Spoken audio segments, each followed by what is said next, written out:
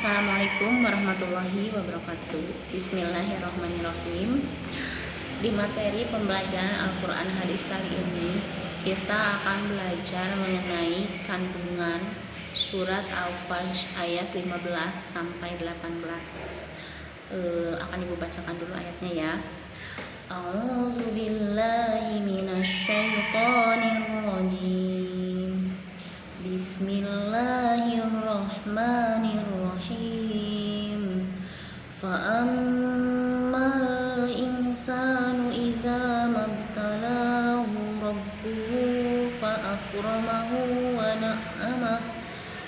na'amahu fayaqulu rabbi akraman wa amma idza mabtalahu faqadara alaihi rizqahu fayaqulu rabbi ahanan kalla bal la tukrimunal yatim wa la tahadduna ala ta'amil miskin.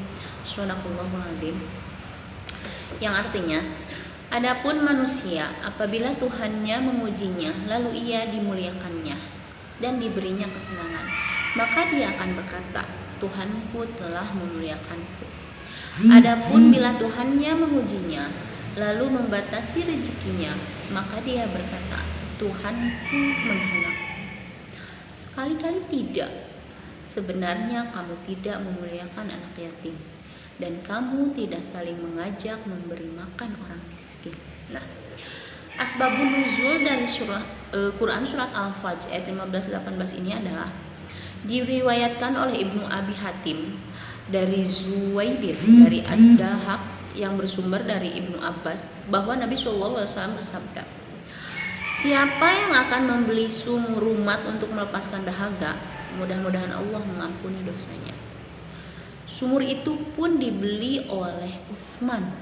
Nabi SAW bersabda, apakah engkau rela sumur itu dijadikan sumber minum bagi semua orang? Nah, Utsman mengiyakannya. Maka Allah menurunkan ayat ini Al-Fajr yang berkenaan dengan Utsman. Nah, maksudnya adalah isi kandungannya surah ini, isi kandungan surat Al-Fajr ayat 15-18 ini adalah surat Al-Fajr ini terdiri dari 30 ayat. Nah, surat Al-Fajr ini termasuk golongan surah Makkiyah. Diturunkan sesudah surat Al-Lail. Nama Al-Fajr diambil dari kata Al-Fajr yang terdapat pada ayat pertama surah ini, yang artinya fajar. Nah, kesenangan dan kesempitan adalah dua ujian Allah pada manusia. Yang dari kedua ujian itu tentunya Allah ingin melihat siapa yang paling bersyukur dan siapa yang paling bersabar. Nah, sayang sekali terkadang manusia salah menilai. Ketika kesenangan diberikan, mereka membenci Allah. Tetapi ketika kehimpitan, kesusahan diberikan, mereka berburuk sangka pada Allah.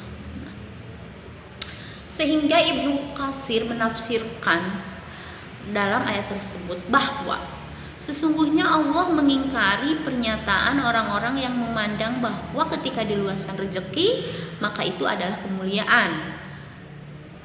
Nah, sesungguhnya terkadang diluaskan rezeki sebagai bentuk ujian Allah pada hambanya. Apakah ia masih dalam sebuah ketaatan atau malah akan menjadikan lupa padanya.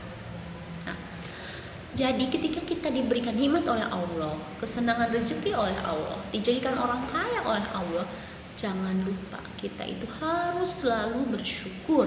Dengan cara apa? Selalu membagikan rezeki kita kepada orang lain, mensedekahkan harta kita, menginfakkan harta kita di jalan yang benar.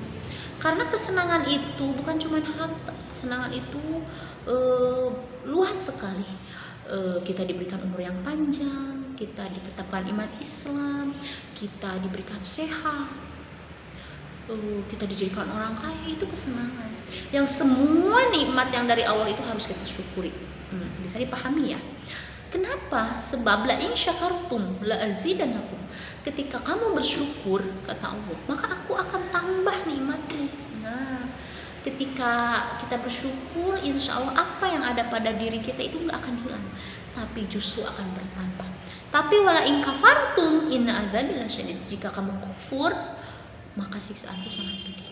Bisa saja Allah itu maha kuasa, Allah itu maha perkasa. Ketika kita menjadi orang yang paling kaya misalnya di muka bumi ini, tapi kita tidak bersyukur, Allah akan sangat mudah dalam beberapa menit menghancurkan semua harta kita. Contoh nih, kita punya rumah mewah yang dibangga-banggakan, kita sombong sama orang lain karena harta banyak, berarti kita tidak bersyukur. Allah murka, Allah benci sama orang-orang seperti itu. Nah, misalnya Allah itu nyalakan api sedikit saja, lahap semua rumahnya habis. Nah, itu. Makanya ketika sekarang kita misalnya sekarang ada pada titik di puncak atas, kita senang, maka harus bersyukur. Nah, begitupun sebaliknya, ketika kita berada dalam kesusahan, kita nggak punya uang, kita pokoknya sakit atau apapun kehimpitan dalam hidup ini, kita pun harus bersabar. Allah akan melihat apakah dia bisa sabar dari ujianku, karena kesenangan, kehimpitan itu sama-sama ujian dari Allah, cuman langkahnya saja yang berbeda, tapi kita harus bersabar. Nah, begitupun di dalam buku ini pun sama. Begitupun ketika seseorang berada dalam terhimpitnya rezeki, bukan berarti Allah ingin menghinakannya. Nah, bukan berarti Allah menghinakan kita ketika kita dihimpitkan rezeki. Nah, akan tetapi itu sebuah ujian. Apakah ia senantiasa bersabar atau tidak? Nah, sesungguhnya Allah melapangkan rezeki kepada siapa saja yang dia kehendaki, dan Allah menghimpitkan rezeki kepada siapa saja yang dia kehendaki. Maka dari itu dalam hal ini adalah kita harus selalu berbaik sangka pada Allah, harus selalu beribadah, taat pada aturan Allah. Insya Allah Allah akan selalu memudahkan urusan rezeki kita. Nah, seperti itu ya. Sehingga Al-Qurtubi menjelaskan bahwa sifat dalam ayat 15 dan 16 tersebut dalam surat Al-Fajr adalah sifat orang kafir yang tidak beriman pada hari bangkit, hari kiamat.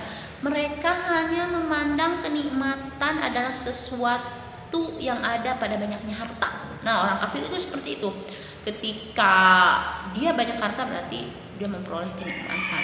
Sedangkan kehinaan adalah sedikitnya harta. Nah, berbeda dengan konsep seorang mukmin, kenikmatan adalah seseorang yang berada pada ketaatan pada Allah, baik dalam keadaan banyak harta atau terhimpitnya harta. Nah, inti dari ayat-ayat tersebut adalah mengingatkan kembali pada kita bahwa sejatinya segala bentuk ujian, baik itu berupa kenikmatan dan keterhimpitan, untuk dijalani dengan ketaatan kepada Allah. Jadi mau itu kenikmatan, kehimpitan, kita harus jalani dengan taat kepada Allah, dengan konsep syukur dan bersabar. Nah, itu intinya. Inti dari isi kandungan Quran surat Al-Fajr ayat 15 dan 18. Jadi mau kita senang, mau kita susah, kita hadapi dengan ketakwaan dan ketaatan kepada Allah dengan konsep syukur dan bersabar. Bisa dipahami ya? Assalamualaikum warahmatullahi wabarakatuh.